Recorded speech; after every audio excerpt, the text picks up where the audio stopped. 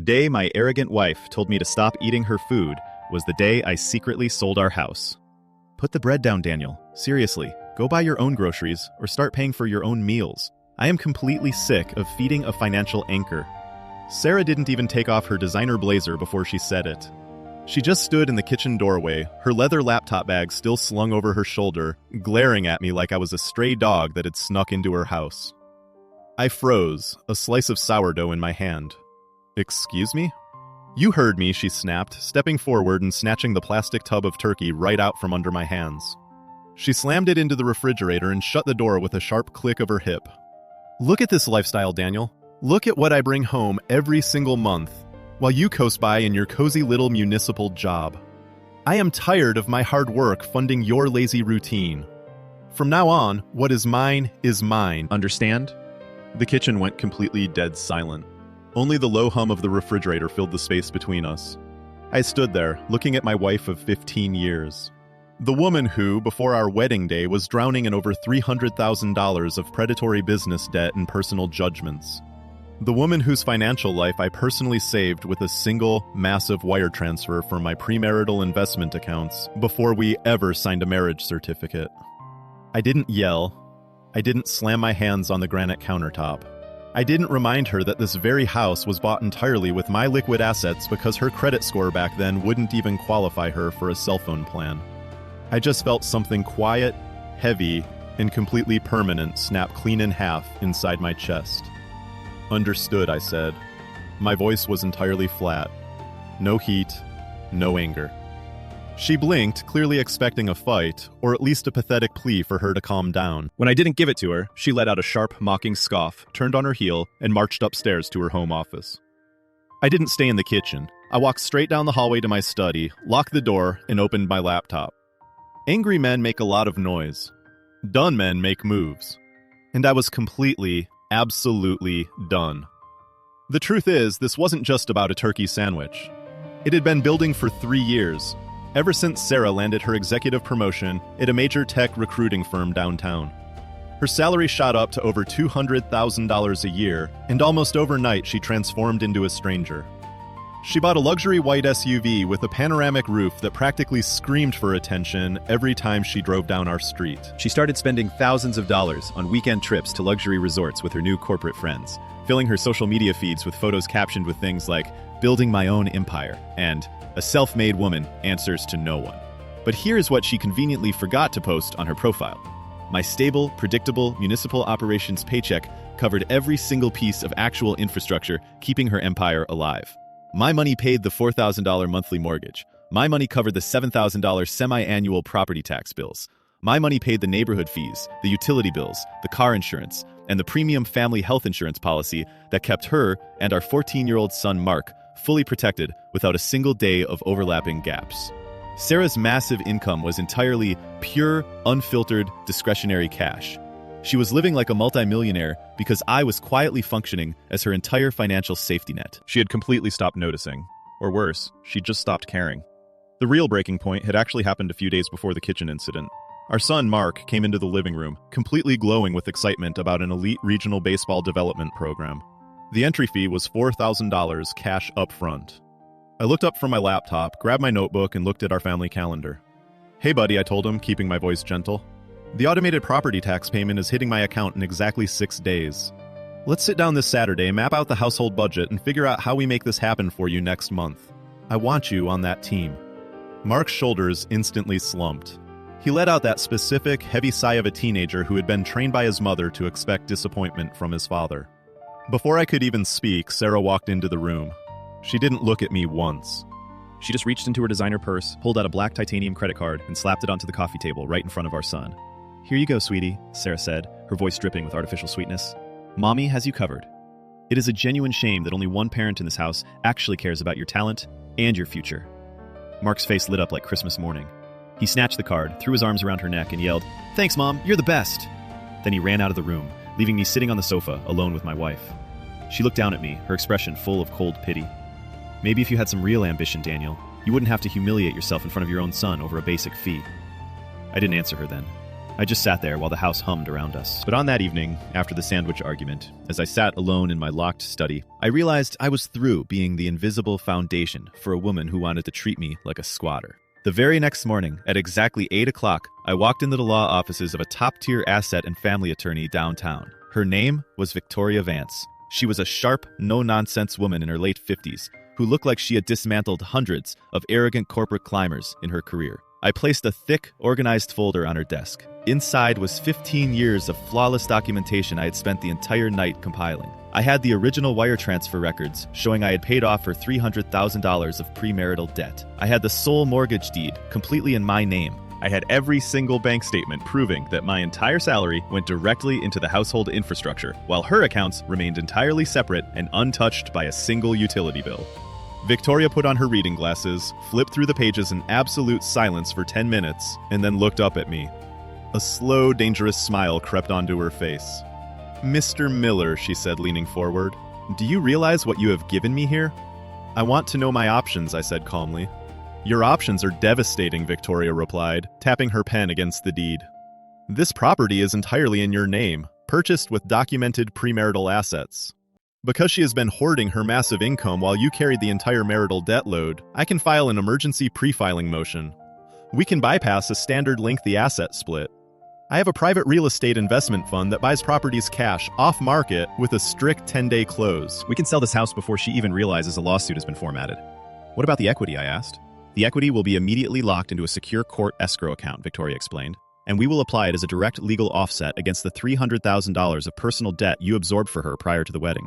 That money doesn't just vanish into the marriage, Daniel. This argument is an absolute iron vault. But that is not even the best part." She pulled out a calculator, punched in Sarah's verified corporate earnings, entered my municipal salary, and ran the state's official family court support formula. Then she turned the screen toward me.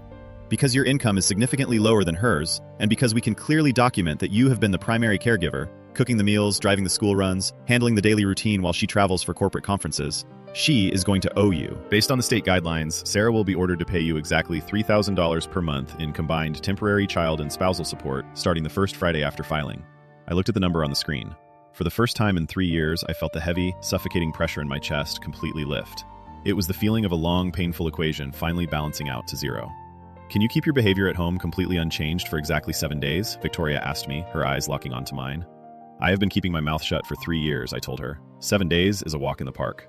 "Then sign here," she said, sliding the petition across the mahogany desk. "Let's get to work." The next week was a masterclass in absolute restraint. I went home every single evening and acted like absolutely nothing was happening.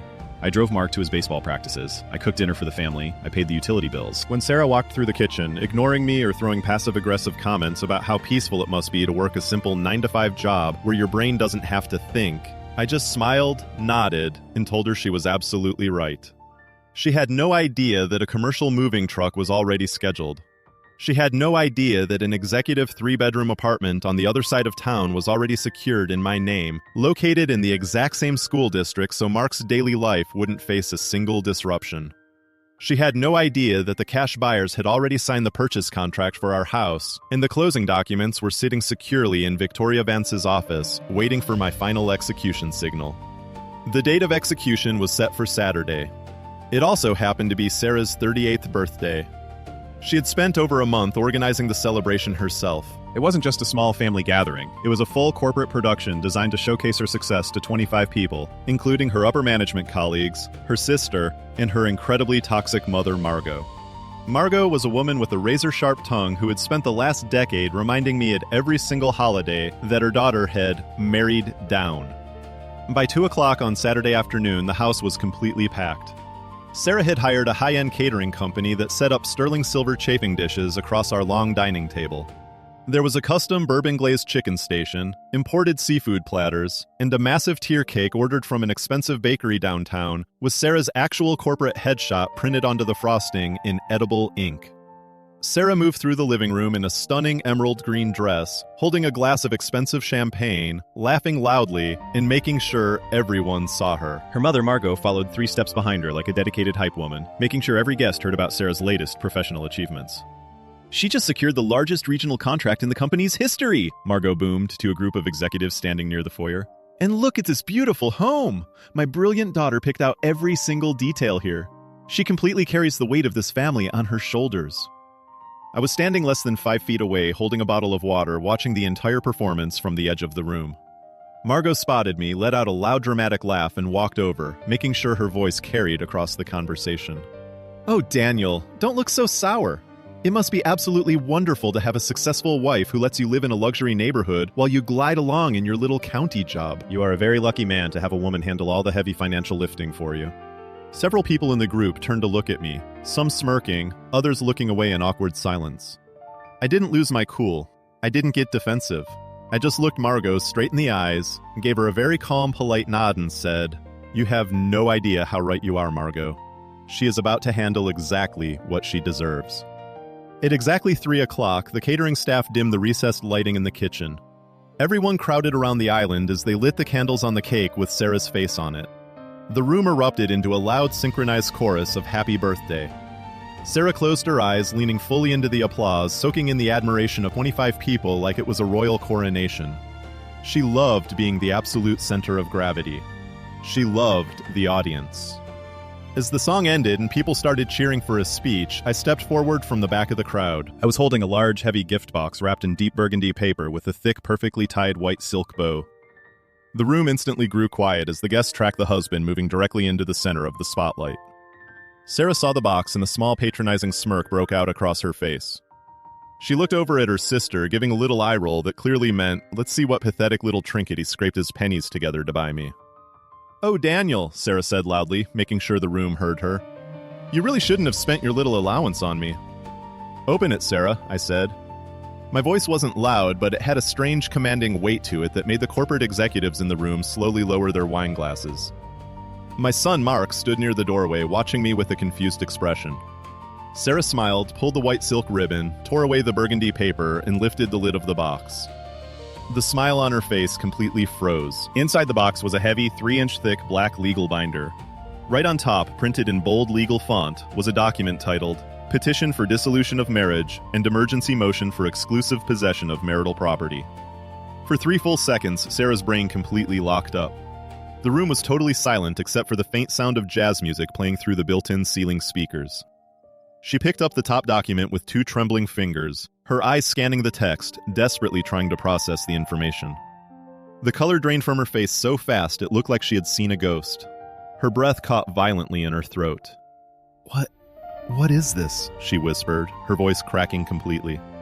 Right below the petition was the fully executed, off-market cash sale agreement for the house, signed by the institutional buyers, alongside an official 7-day vacate mandate from the court. And pinned right to the very front of the financial schedule, circled in thick red marker, was the state-calculated support worksheet ordering Sarah Miller to pay Daniel Miller the sum of $3,000 per month in combined temporary support starting this coming Friday. Margot stepped forward, snatching the papers out of her daughter's hand. She read the bold headings and her face turned a deep, furious shade of crimson. "Are you completely insane?" Margot screamed, her voice piercing through the kitchen like a siren. "On her birthday? In front of her colleagues? You vindictive, pathetic little worm. You are a coward. You have always been a pathetic loser, and this just proves it. How dare you try to humiliate my daughter in her own house?" I turned my head and looked directly at Margot. The absolute coldness in my eyes made her stop mid-sentence, her mouth hanging wide open. "Shut up, Margot," I said. My voice was low, steady, and cut through her panic like a razor blade. "You spent the last 10 years bragging to everyone who would listen about how your daughter carries all the heavy financial lifting in this family. Well, congratulations. The court agrees with you. Her very first check to me is due this Friday." Margot gasped, taking a physical step backward, her hand flying to her chest as she reached out to grab the edge of the kitchen counter to steady her balance. She was completely, entirely out of ammunition. I turned away from her and looked directly at my wife. Sarah was gripping the edge of the kitchen island so hard her knuckles were completely white. The emerald green dress no longer looked luminous. She looked utterly hollow, exposed, and stripped of every single piece of her carefully constructed armor. There was no audience left to perform for. "A week ago, right here in this kitchen," I said, my words falling into the dead silence of the room. "You took a plate out of my hands and told me to stop living off you. You told me to buy my own food. You called me a financial anchor."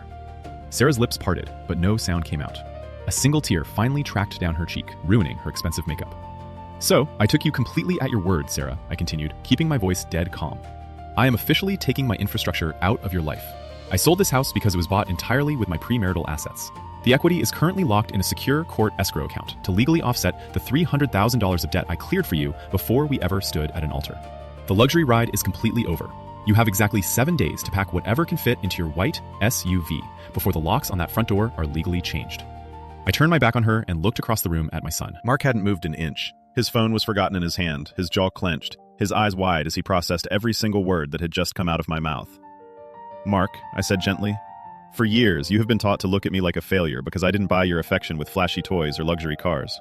What your mother never had the decency to tell you is that I gave up my high-octane corporate career and took a stable county job for one reason, so I could actually be the parent who raised you. I am the one who cooked your dinners 4 nights a week. I am the one who drove you to every single practice. I am the one who sat in the freezing bleachers for every single inning of your baseball games, while your mother watched your life through a phone screen from a luxury hotel room. Mark looked from me to his mother. Sarah was looking down at the legal binder, completely broken, unable to meet her son's eyes. The truth was out, and there was absolutely no way for her to spin it. My bags are packed in the hallway closet, Mark, I told him quietly. My new apartment has a bedroom waiting for you, right in your same school district. The choice is entirely yours. I didn't wait for his answer. I turned, walked out of the kitchen, and moved down the long hallway. Behind me, the house broke into absolute, unmitigated chaos. I could hear Sarah sobbing hysterically. I heard her sister yelling into her phone. The catering staff stood completely frozen near their chafing dishes, professional enough not to run, but human enough to stare in absolute awe at the total demolition of the party. I grabbed my 2 large duffel bags from the hallway closet, threw on my jacket, and stepped out onto the front porch. The cold December air hit my face, and for the first time in 15 years, it tasted like absolute freedom. I walked down the steps and began loading my bags into the trunk of my reliable old SUV. As I shut the trunk lid, I heard the heavy front door click open behind me.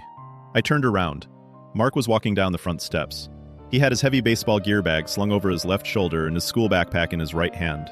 He didn't look back at the house once. He walked straight up to the passenger side of my car, opened the door, and threw his gear into the back seat. He looked across the roof of the car at me, his eyes a little red, but his chin entirely steady. "Dad," he said, his voice thick with emotion. He cleared his throat, unable to finish the sentence. "I know, buddy," I said, giving him a firm nod. "Get in." I got into the driver's seat and turned the key. The engine roared to life, smooth and predictable. As I backed out of the driveway, I looked through the kitchen window one final time. Through the glass, I could see the shapes of 20 blurred relatives pacing around in panic. And right in the center, standing completely isolated at the island, was Sarah. She was entirely alone inside her own crowd, holding a legal binder in a house she didn't own, staring at the wreckage of a life that had just driven right out of her driveway. I pulled out onto the main road, pointing the car toward our new apartment. We drove in silence for about 10 minutes, the gray winter sky finally beginning to break over the horizon, letting a thin, bright line of sunlight cut through the cold clouds. Mark reached over, pulled his phone out, and turned it completely off, sliding it into his pocket. He looked out the window at the passing trees, then turned his head back toward me. "Hey, Dad?" he asked quietly. "Yeah, Mark?" "That regional baseball tournament next month." Can we still map out that budget this Saturday? I reached over, placed my hand firmly on my son's shoulder, and squeezed it. Every single penny of it, son. We have plenty of time now.